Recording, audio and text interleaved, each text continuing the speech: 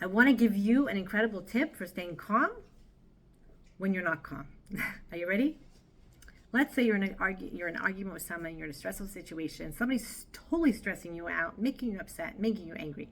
How can you stay calm?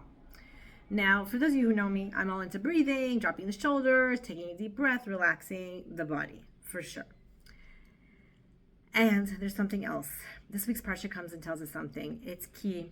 It's actually during this whole entire time period that from Pesach until Lag BaOmer, we're hearing over and over and again. What's a phrase? We're hearing V'ahavta recha kamocha.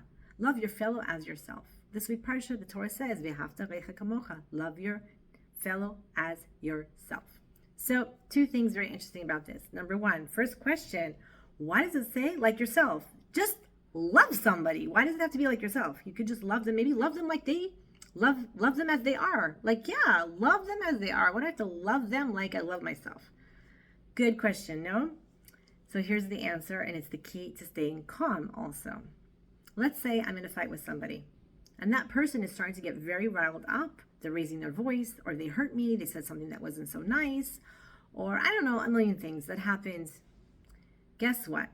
If I pause for a second, yes, drop my shoulders, take a deep breath, regulate my body, but I also think about, wait a minute, can I put myself in that position? Because also the Torah is coming to teach us, don't, in this week's Parsha, to judge your judge favorably, right?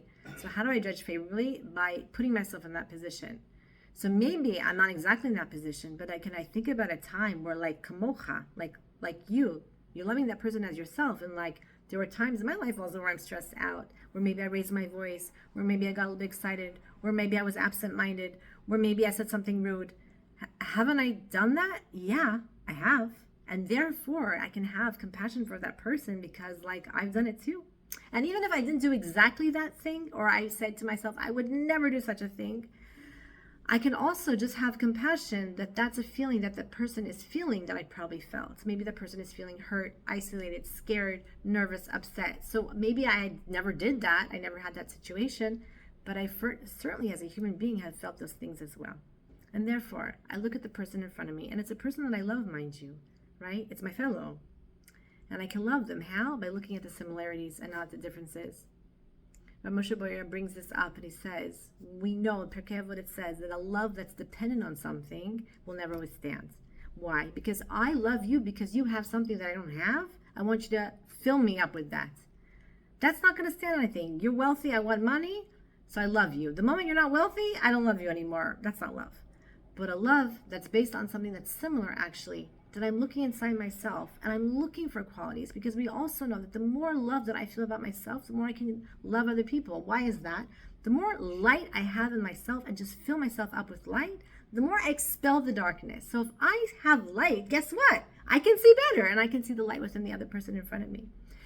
I can see some quality that I found inside myself. I can look and say, where is that quality of light in that person? Is it light of, maybe there's compassion?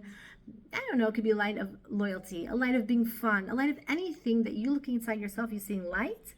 You take that light and you say, let me look for that light in another person. And therefore, that brings us to love.